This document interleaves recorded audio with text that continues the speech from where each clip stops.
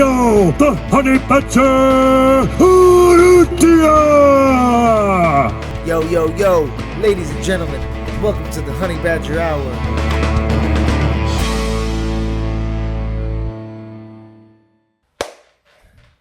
Yo, ladies and gentlemen, welcome to another episode of the Honey Badger Hour podcast.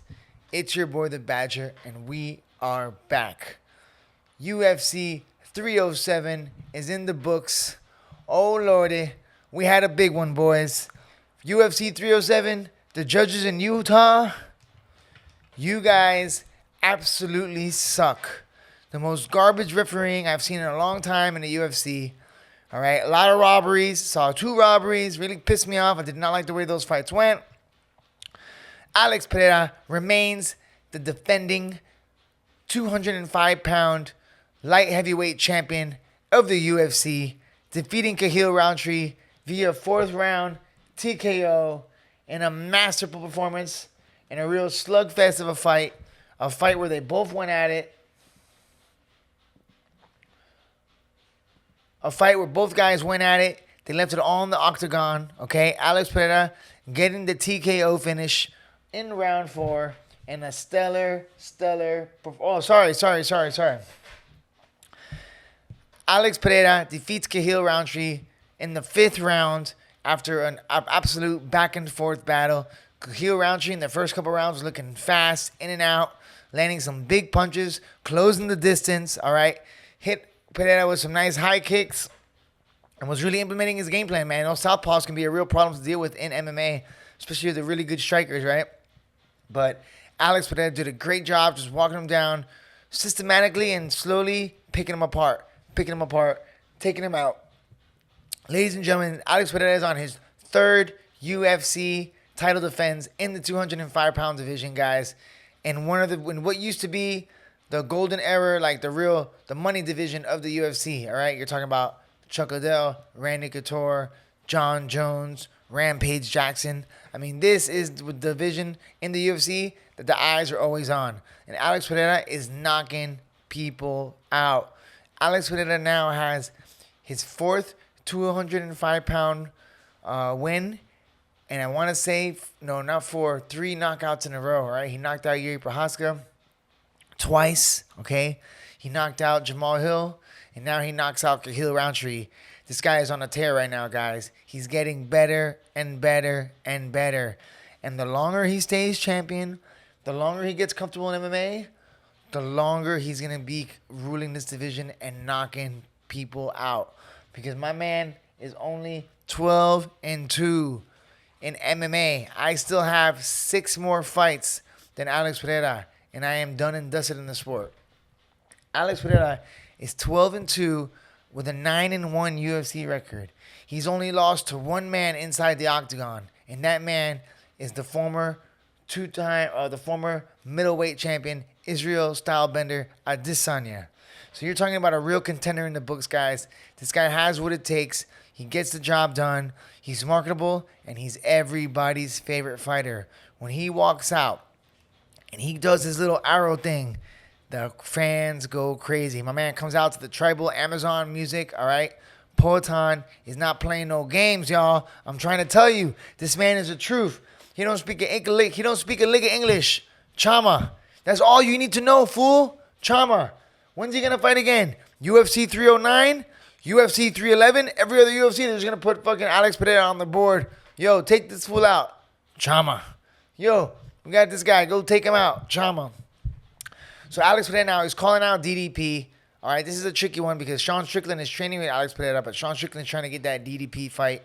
All right, he wants to become the middleweight champion again. Alex Pereira wants to go back down to middleweight to compete against DDP. But here's the thing, guys. Yo, Alex Pereira is huge, all right? He's massive. I've never seen the 205. This might be the biggest 205 we have, all right? This guy might be able to make fucking heavyweight because, man, all right. First of all, I think that was my only fight wrong that I got. We'll get to the other ones, but I picked Roundtree. He was explosive. I felt like he had some good energy behind him, and we kept losing to champions. All the champions kept losing this year, you know? It's crazy that in the 205-pound division, we finally have like some security and we have like a real defending, reigning champion, right? Because all the other titles have been bouncing around a lot. Once Izzy lost, Sean Strickland, then DDP, all right? So like Sean O'Malley beats Aljo, and then now Marab is the champ. So we've been getting a lot of like change of the horns, right? Volkanovski was a champ for a while. Let's see if Ilya can hold it or if Volk's going to get that back or Max might get the title back. So, man, the titles have been flip-flopping a lot, especially in the last year or two, guys. Right? We haven't had like a really staple champ. But Islam, and I was also doing work with that as well. But, man, Alex Pereira, Poatan, he is so big for the weight class. I just don't know how he can make middleweight again. Like, he's got to be suffering big time when he makes that middleweight cut, all right? And he's got to be taken away and affecting his performance for sure. There's no way that you can cut that much weight and it doesn't affect you mentally. So, Alex Pereira making it run on 205. Looks like Ankilov is next, okay? Ankilov is fighting Ratchtik next, okay? If he can get through Ratchtik, which I feel like he should, I feel like they kind of just put that fight to keep him busy. He's been calling for a title shot. And this is going to be Poatan's real test, bro. You know, like he's gotten through a lot of strikers. He beat the best striker in the UFC and Israel Stylebender. Okay, and then since then he's been he beat Jan Blachowicz. Jan was a wrestler. He can grapple, you know, and he was good at that stuff. So he beat him. He got through him, but this guy wasn't like a Dagestan Russian style wrestling that this guy Ankilov guys, you know. If Ankilov wins, man, it might be trouble, guys. We might have all UFC champions from Russia if Ankilov beats Pereira coming up in the near future. Because it looks like Umar is in the rankings, right, for to take on Merab Dvalishvili. You know what I'm saying? And then we got Islam at the middleweight. We got Islam at lightweight. I don't know who's at middleweight right now, though. I think middleweight is safe, but... Yo, we got a big year. A lot of great fights coming up. Ankilov versus Pereira will be a big test for Pereira. See if he can get through the wrestler. But what's good is he's been getting his time fighting all these strikers, you know, getting comfortable in there. Getting comfortable in 5 rounds, bro. Yo, this is Alex Pereira's second 5-round knockout. This guy can finish you in any round of the fight. He's a finishing machine, bro. Alex Pereira stops Cahill Roundtree. But let me tell you guys, Cahill Roundtree put up a hell of a fight. That was an absolutely amazing, amazing fight. I cannot wait to see what's next. I would like to see Cahill Roundtree versus Jamal Hill next. While Jamal Hill was yawning. You saw that guy yawning after fucking the best title fight we've seen in a long time. So Alex Pereira, and still, baby, I would say I called it, but I didn't. I had a feeling he would win, but I really wanted Roundtree, and I was going for the hot take. Because I would have picked Roundtree if he was 4-1 underdog. I would have been online today like, I'm a fucking genius, but... There was no strategy behind that pick, guys. I literally just picked him because he was such an underdog, and I knew that he had a good chance of winning that fight. So I went against my heart, all right. But for 4-1, 4.5 on your dollar, I'm gonna take that all day long. You know, no matter what it is. I don't care how it's MMA. I don't care what the odds are. If it's 4-1, you should always put money on the under for that big of a gap. You know what I'm saying? Anyways, guys, we have our second fight, another title fight. Julia Pena, okay, taking on Raquel Pennington. Julia Pena defeats Raquel Pennington via decision. She's a 2-time bantamweight champion now. But to be fair, guys, this fight, I didn't really watch too much. I was kind of walking around. We were probably pretty busy at the event. But, yeah, Julia Pena, the champ. A lot of people thought that she lost. She got dropped. A lot of people thought Raquel Pennington won. But... to be fair, I just think they're all just holding the title for Kayla Harrison. All right, we got a new female coming from BFL. She's an Olympian. She's a world champion. I think she's the judo girl. She's going to smash all these girls. We got like a new Ronda Rousey type grappler in the game. Not going to be the most exciting, not to be the best for eyeballs. You know, she ain't no Amanda Nunes or Valentina Shevchenko, but she's coming, guys, and I think she's going to take it all. So, Julia Pena, congratulations. All right, you are now a 2-time 135-pound champ. One of my favorite fighters, and I think one of the hottest fighters in the UFC roster. I've always had a crush on Julianna Pena. She just had a baby, so she's got that mommy strength. You know what I'm saying? You can feel it with her a lot when she does her walkouts. She's very feminine, you know? When she was going to the press conference, she was looking beautiful in the dress with some big-ass traps. Yo, and these women UFC fighters are so funny, right? They try to get dressed up, but they're so yoked, like they're back and, you know? But they're still hot, you know? So make some good babies with those UFC fighters. Julia Pena has some good stock right there. You make some babies with her, you're going to have some big, strong, athletic babies. So I'm all for it. I'm here for it.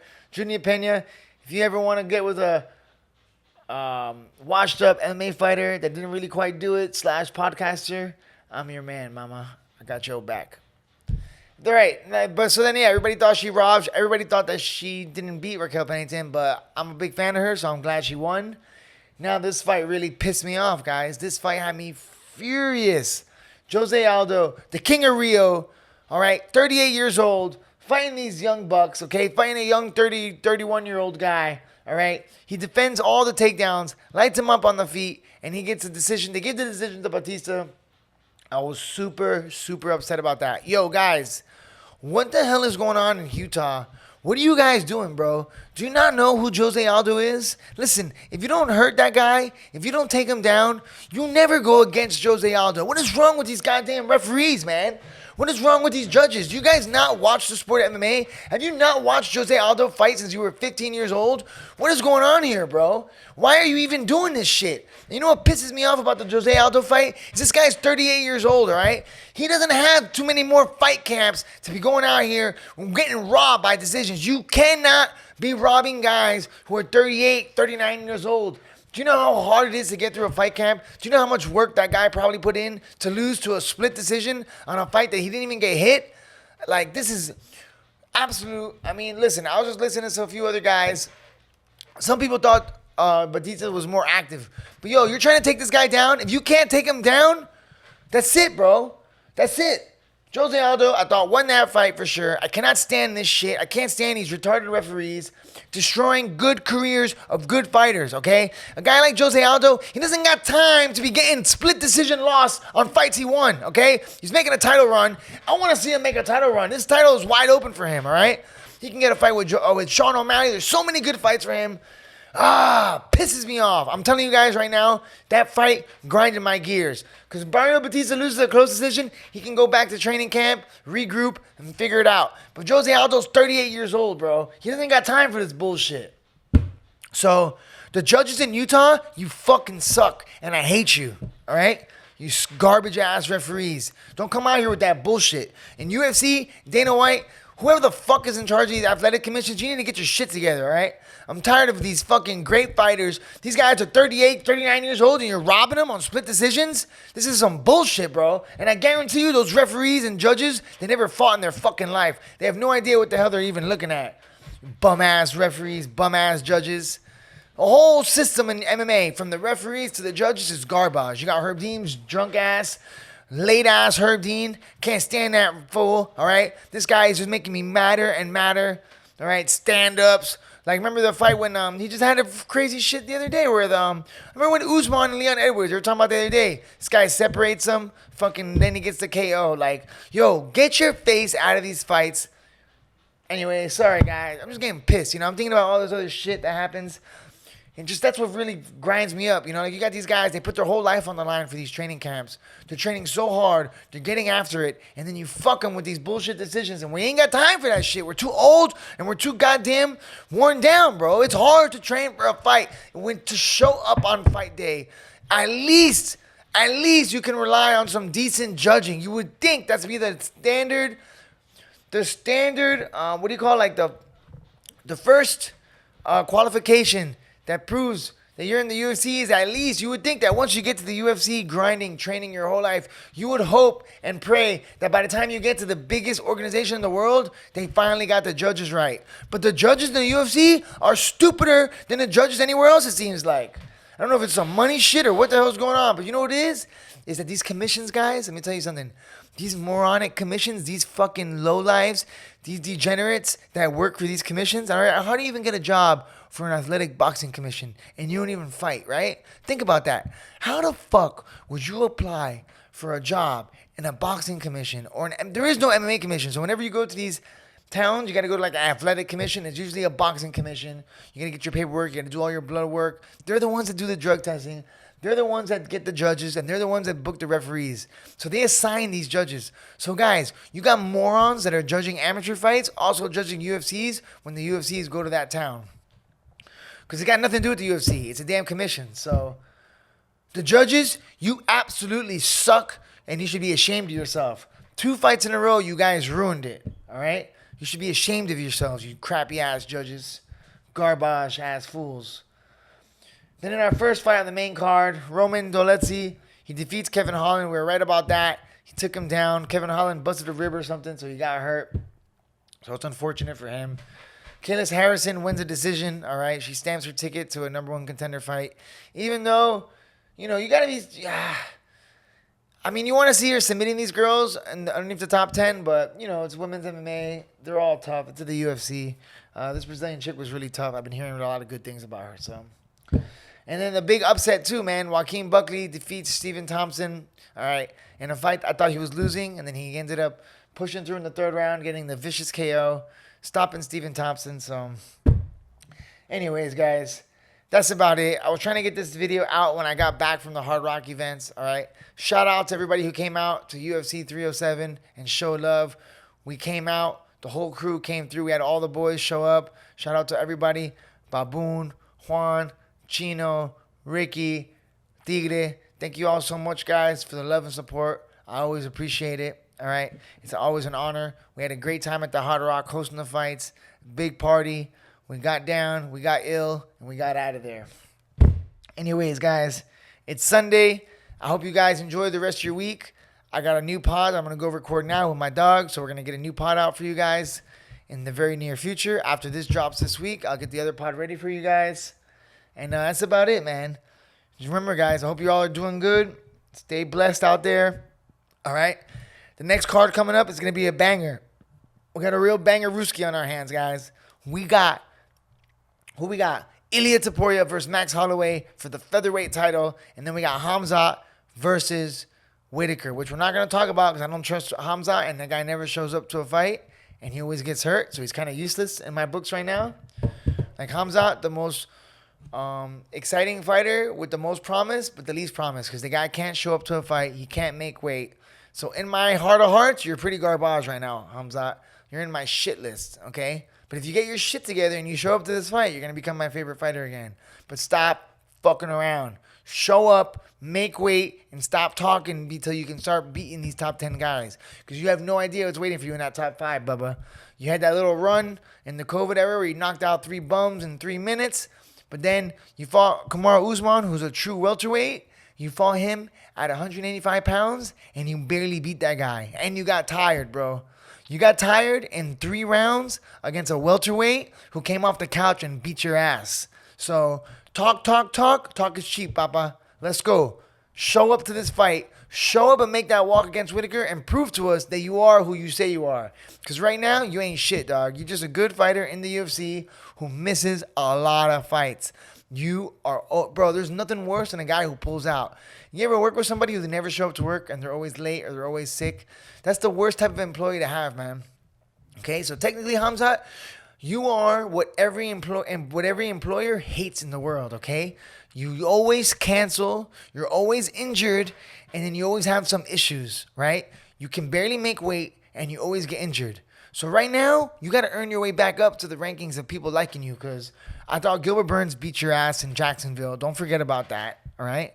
Kamaru Usman beat your ass, and you're always pulling out a fight. So make that walk. Come see my dog Whitaker, and if you beat him, then we can talk. Then you might be a title contender, but let's see how it works, okay? And let's see what Whitaker shows up. Because if the Whitaker that showed up against Paulo Costa shows up, you're in trouble, papa. You're in big trouble, my man. So that card is stacked. This card would have been stacked if Aljamain, another guy always gets hurt, scared money. Aljamain was going to fight Masvidal. I really wanted to see that fight. It would have been a boring fight, but it would have been a high-level grappling match. Anyways, guys, I was only supposed to talk for 5 minutes. We're already on 20. Thank you very much. Don't forget to like and subscribe on the little notification bell below to keep you up to date whenever we have new podcasts dropping, all right? I'm trying to drop predictions and reactions for every fight week and then a guest podcast in between. All right, guys, so stay tuned. Thank you guys for tuning in. Thank you for subscribing. I really appreciate the love and support always. Remember, train hard, always do your best, and let God do the rest.